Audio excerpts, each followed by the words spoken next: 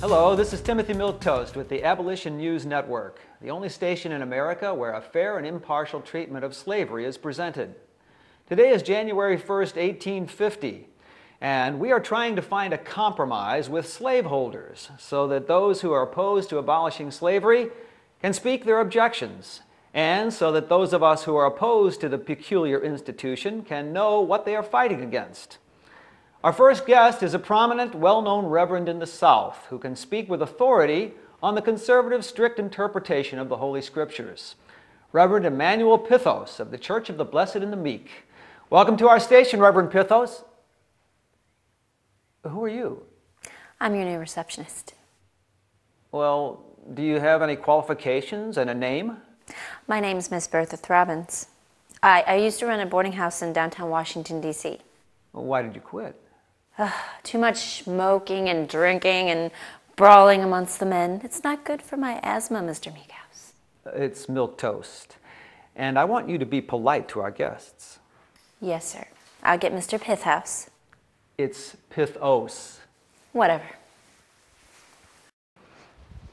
How do you do, sir? Hello, Mr. Milquetoast. Have a seat, please. We have some important and basic issues to discuss with you about God and the Bible. Now, Reverend, let's get right to the point. How do you feel about the future and continuation of slavery in the United States, particularly in the South? You see, Mr. Milquetoast, the Bible speaks of slavery as an established fact of civilization. It is the same as owning an ox or any other farm animal. In fact, in Exodus chapter 21, the rules for handling slaves are the same as for owning an ox. Really? Could you give us an example of that? Certainly. Let me read to you the passages from Exodus chapter 21. All right. First it says, these are the rules regarding slaves. And this comes right after the Ten Commandments spoken by God in chapter 20. Oh. And it says, when you purchase a Hebrew slave, he is to serve you for 6 years. But in the 7th year, he shall be given his freedom without cost. Mm-hmm. Okay? Mm-hmm. Then it says, when a man strikes his male or female slave with a rod so hard that the slave dies under his hand, he shall be punished. Okay?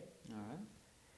And if, however, the slave survives for a day or two, he is not to be punished, since the slave is his own property. Okay? Right. Let me go on. When a man strikes his male or female slave in the eye and destroys the use of the eye, he shall let the slave go in compensation for the eye. I understand. Well, it's kind of hard to argue with that, but is that supposed to be fair and kind then? The Lord is always fair. Look at verses 7, 8, and 9. When a man sells his daughter as a slave, she shall not go free as male slaves do, but if her master, who had destined her for himself, dislikes her, he shall let her be redeemed. He has no right to sell her to a foreigner, since he has broken faith with her. If he destines her for his son, he shall treat her like a daughter. I see your point, but what about the morality of buying and selling another human being and owning a person? The Bible is silent on that point, but let me read to you from Deuteronomy. All right. And that would be chapter 5 and verses 14 and 15. But the 7th day is the Sabbath of the Lord your God. No work may be done then, whether by you or your son or daughter, or your male or female slave, or your ox or ass, or any of your beast, or the alien who lives with you, your male and female slave should rest as you do. For remember that you too were once slaves in Egypt, and the Lord your God brought you from there with his strong hand and outstretched arm.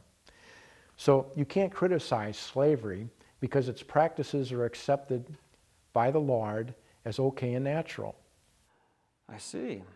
Well, Reverend Pythos, I can't pin you down to disagree with the Holy Bible, but do you have any personal feelings about the practice of slavery?